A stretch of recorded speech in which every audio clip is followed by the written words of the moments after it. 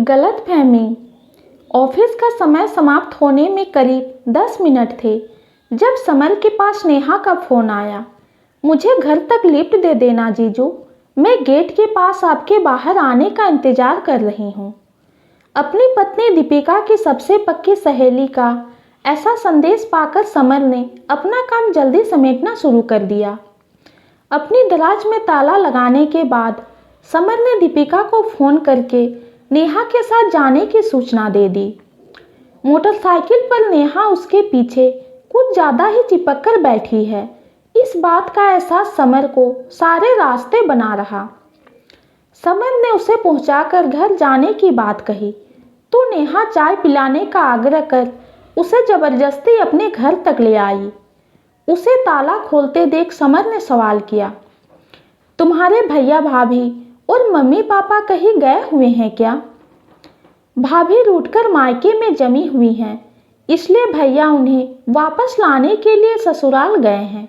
वे कल लौटेंगे। मम्मी अपनी बीमार बड़ी बहन का हालचाल पूछने गई हैं पापा के साथ। नेहा ने मुस्कुराते हुए जानकारी दी।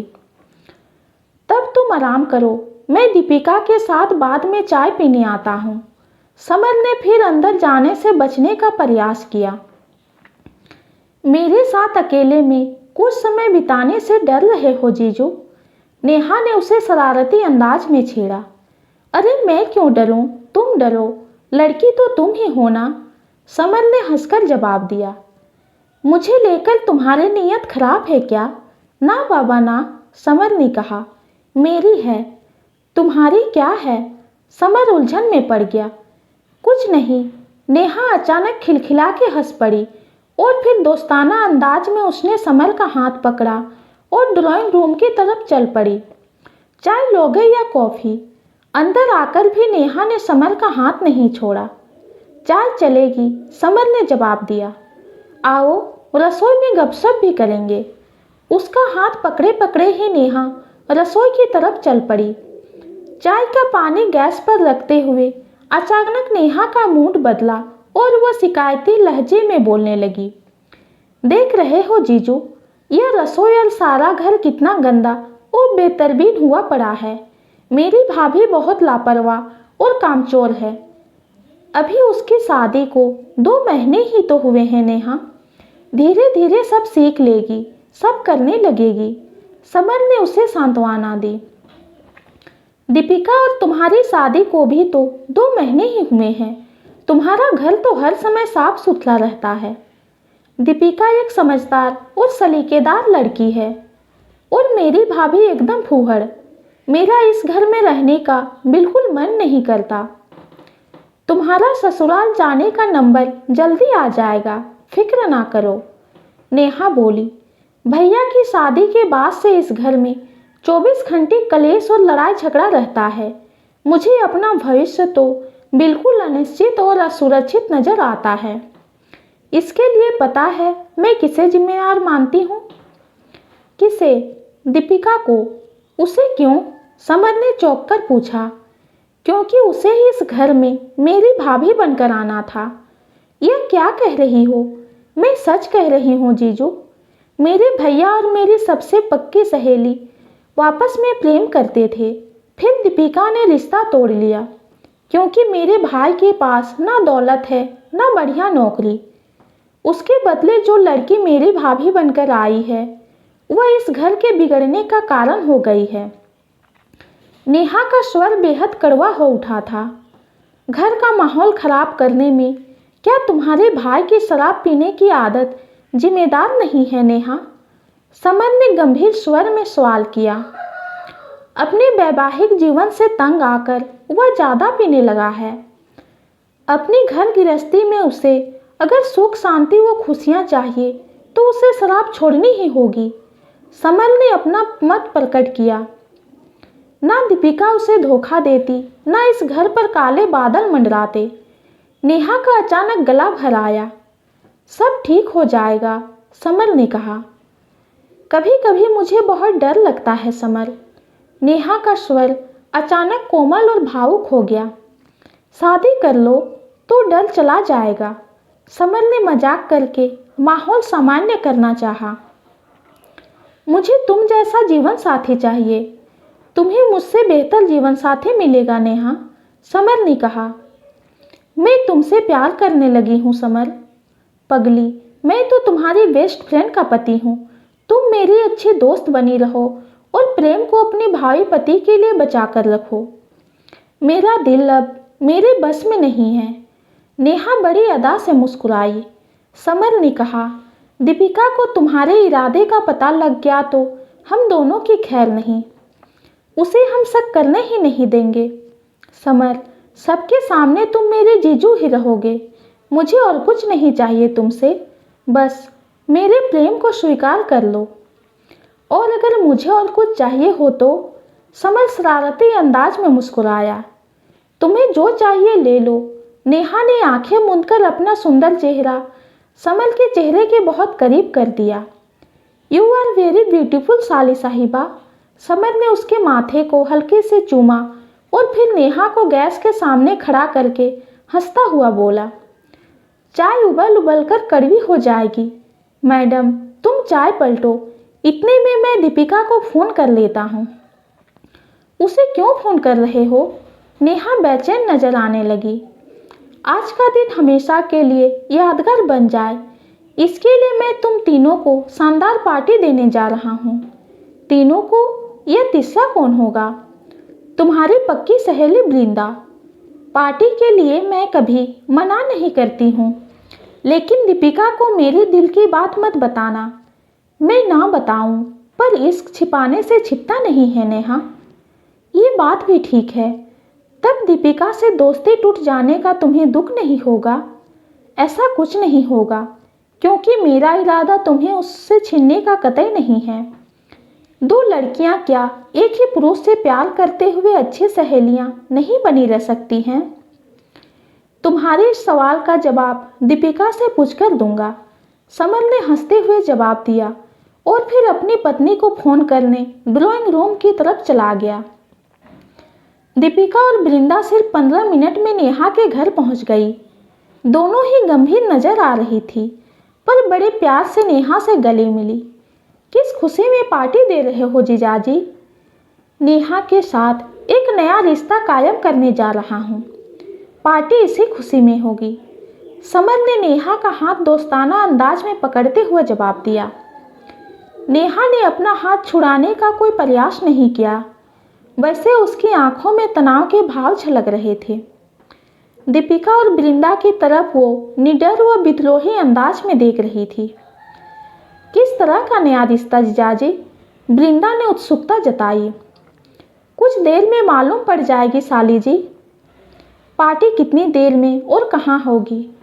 जब तुम और दीपिका इस घर में करीब 8 महीने पहले घटी घटना का ब्यौरा सुना चुकी होगी, तब हम बढ़िया सी जगह डिनर करने चलेंगे। यहाँ कौन सी घटना घटी थी? नेहा ने चौंक कर पूछा। उसका ब्यौरा मैं बताना शुरू करती हूँ। दीपिका ने पास आकर नेहा का दूसरा हाथ थामा और उसके पास में बैठ गई। गर्मियों की उस शाम को वृंदा और मैंने तुमसे तुम्हारे घर पर मिलने का कार्यक्रम बनाया था। वृंदा मुझसे पहले यहाँ आ पहुँची थी। घटना के ब्यौरे को वृंदा ने आगे बढ़ाया। मैंने घंटी बजाई तो दरवाज़ा तुम्हारे भाई निखिल ने खोला।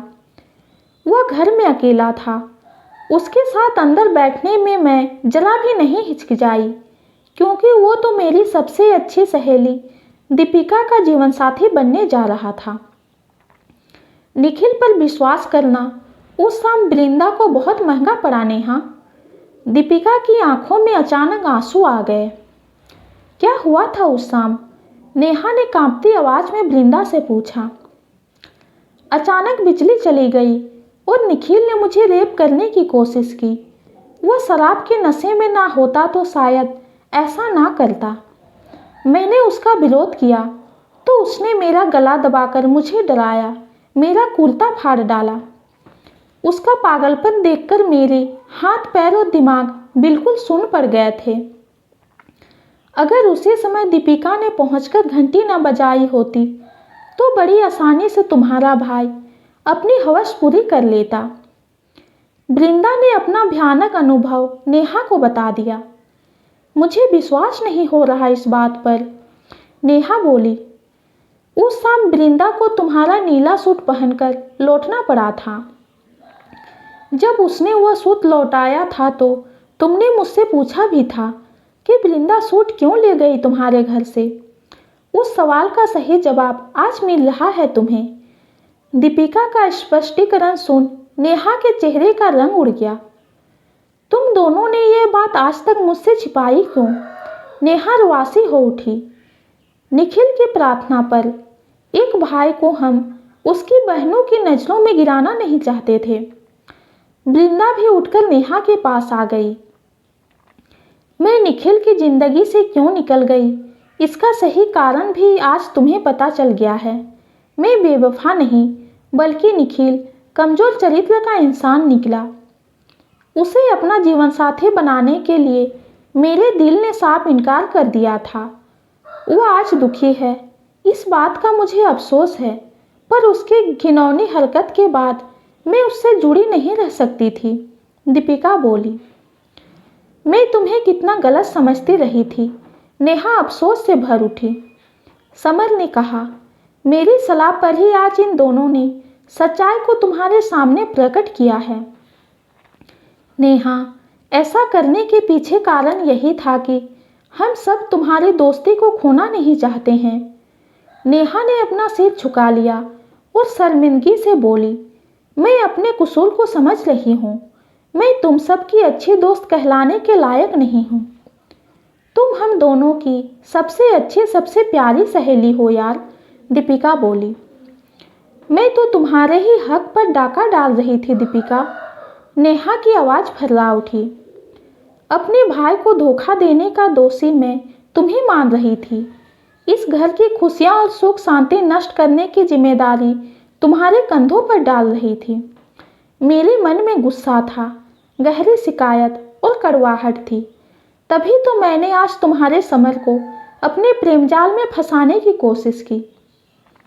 मैं तुम्हें सजा देना चाहती थी, तुम्हें जलाना और तड़पाना चाहती थी। मुझे माफ़ कर दो दीपिका। मेरी गिरी हुई हरकत के लिए मुझे क्षमा कर दो प्लीज़। दीपिका ने उसे समझाया, पगली, तुझे माफ़ी मांगने की कोई ज़रूरत नहीं, क्योंकि हम तुम्हें किसी भी तरह का दोषी नहीं मानते हैं। दीपिका ठीक कह रही है साली साहिबा। फिर समर ने कहा, तुम्हारे गुस्से को हम सब समझ रहे थे। मुझे अपनी तरफ आकर्षित करने के तुम्हारे प्रयास हमारी नज़रों से छिपे नहीं थे। इस विषय पर हम तीनों अक्सर चर्चा करते थे।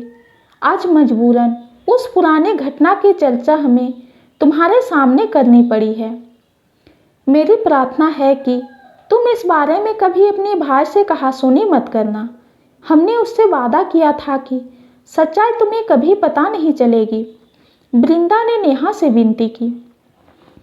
हम सबको पक्का विश्वास है कि तुम्हारा गुस्सा अब हमेशा के लिए शांत हो जाएगा और मेरे पतिदेव पर तुम अपने रंग रूप का जादू चलाना बंद कर दोगी। दीपिका ने मजाकिया लहजे में नेहा को छेड़ा तो वो मुस्कुरा उठी। आई एम सॉरी दीपिका, जो अब तक नासमझी में घटी है उसके लिए सॉरी कभी मत कहना। दीपिका ने उसके मुंह पर हाथ रख दिया। साली साहिबा, वैसे तो तुम्हें प्रेमिका बनाकर भी मैं खुश रहता, पर शक्ल देखी है कभी शीशे में?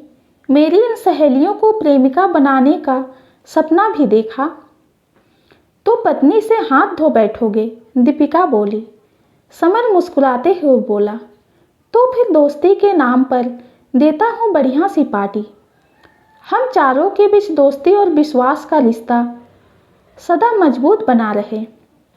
ये कहानी आपको कैसी लगी कमेंट में ज़रूर बताइए। कहानी पसंद आती है तो चैनल को लाइक और सब्सक्राइब कीजिए। कहानी सुनने के लिए आपका बहुत बहुत धन्यवाद।